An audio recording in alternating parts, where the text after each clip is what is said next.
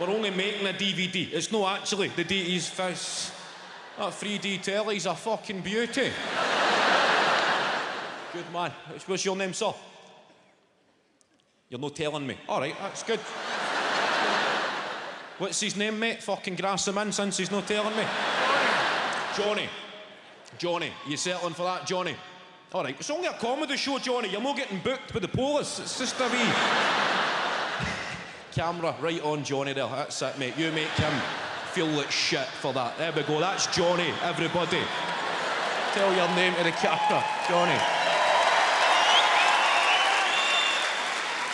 Good man. Welcome along. If you're fat, you're at a tremendous advantage when it comes to losing weight. You need to bear that in mind. I was 18 stone at 18. Now I'm 28 and I'm 14 stone. Right, that's 4 stone I've lost. Thank you for those of you applauding that. Applauding a man who's lost 4 stone in just 10 years. Admittedly, a pretty difficult diet to market. I'm not going to get on the front cover of Reveal with that story. How I shifted 4 stone in just 10 years.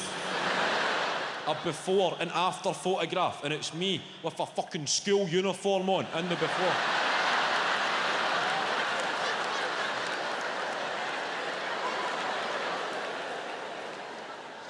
That's simple changes. That's what you need to make. That's what the 4 stone in 10 years programme encourages. Yeah. Small steps. Don't have McCoys, have Quavers. Simple changes. You don't need to go to bed with a 2-litre bottle of Fanta and a tube of Pringles every night. Small changes. You don't need to lose junk food. Just Google it first. What is healthy to eat from the Chinese? Go on. Yahoo answers. Ignore the top answer.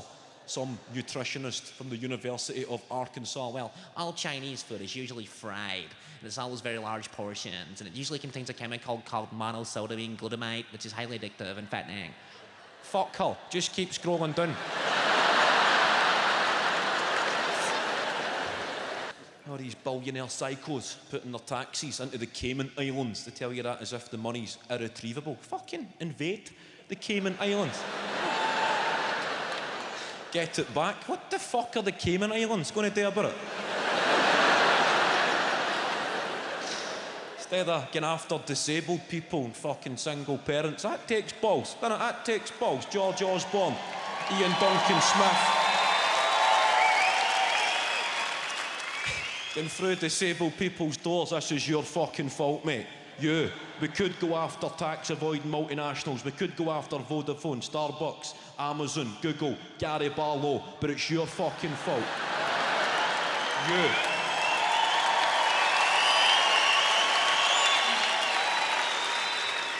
You're going back to work, mate. We don't give a fuck how disabled you are.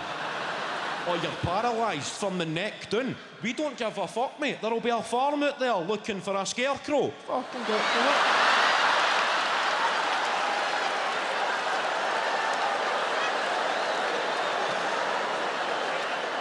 We're here. It is DVD night, looking well. Everybody looking resplendent. Need to look your best Christmas Day, sitting watching it, pausing it, trying to find yourself. There's Big Gordon for next door. Who's that he's sitting beside? That's no Stacey. Big Gordo, the shagger. The dark horse. Well done for coming to something. Well done. Good of you. Well done. It's difficult coming to something. I don't underestimate for a second the challenges involved. It's a lot of effort. I don't think we ever take the time to show our appreciation for the heroes in there, the unsung heroes, people amongst you who organise these nights, people who know when shit goes on sale, people who sit on Ticketmaster, page cannot be displayed, server timed out, the people who compose that original group text, assembling the troops, the people who dared to dream that a night out could be possible. Sitting, dealing with people's replies, trickling in, sucking at the enthusiasm. Oh, Kevin Bridges, on what night is it? Where is it? How much is it? What time does it start? What time does it finish? Who else is going? Who else is going? What a fucking snide inquiry. That's when the organiser's faced with the internal politics of the social circle. Your night out needs a big name to confirm. A headline act, an A-lister, pal. A crackpot, disco, rhizo, nasher, somebody that can turn your night out into 4 nights out. It's only wee Scobie going so far. I know he's a wee prick, but he'll drive.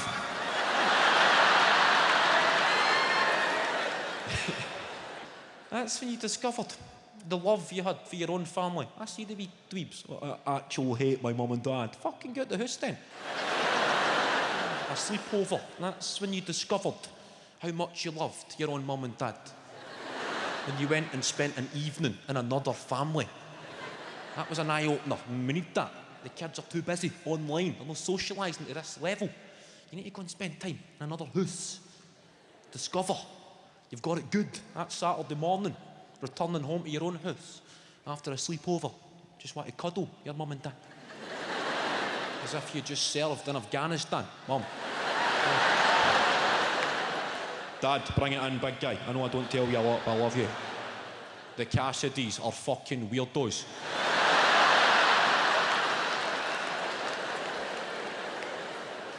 It would start off all right. You'd go in for stew. And then you're up in the bedroom, playing the computer. He's making you use an unofficial control pad that his gran bought him for Christmas.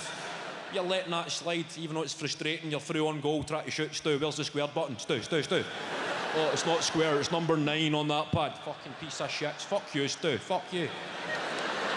And his mum comes into the bedroom. Kevin, we're going to phone a Chinese. Would you like to stay for some Chinese?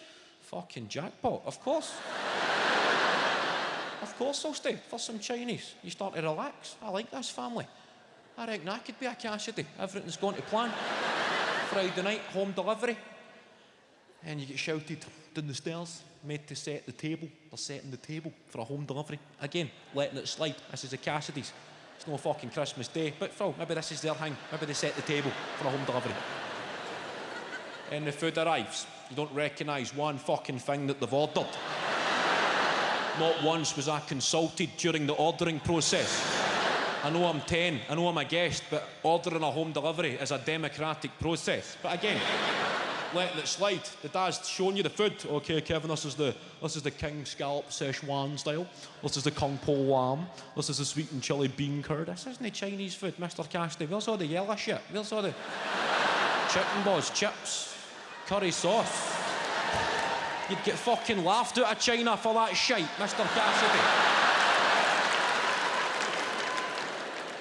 And he starts saying grace. The dad, thanking the Lord for a home delivery. Just fucking tip the delivery driver. Job done. You're trying to plate yourself up some food. You're going to Mr. Cassidy. Where's the rice?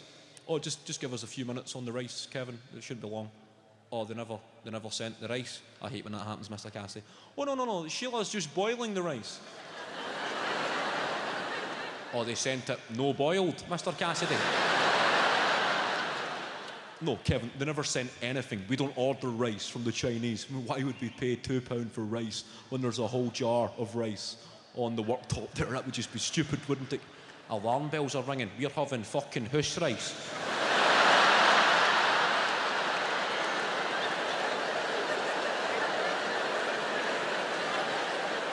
With a home delivery on a Friday night, we're having it with house rice.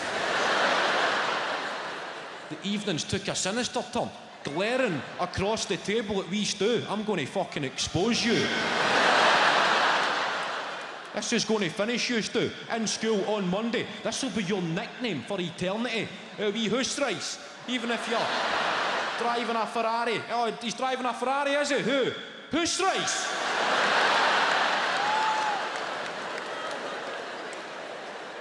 Finished the food, seen the family, and I don't know if I could be a Cassidy.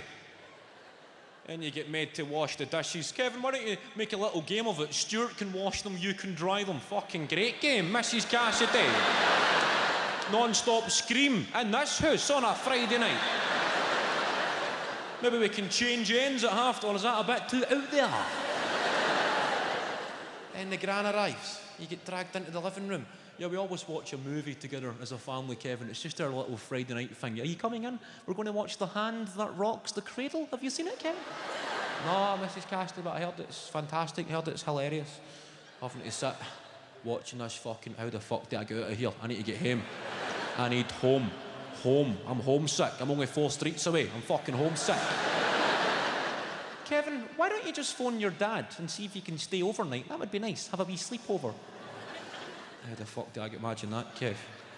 The overnight package with these freaks. Kevin, phone your dad. This is before mobile phones. You had to use the living room phone. The whole family are sitting there. And then, phone your dad, Kevin, phone your dad. The Hand That Rocks the Cradle's been paused. They're all listening into your phone call.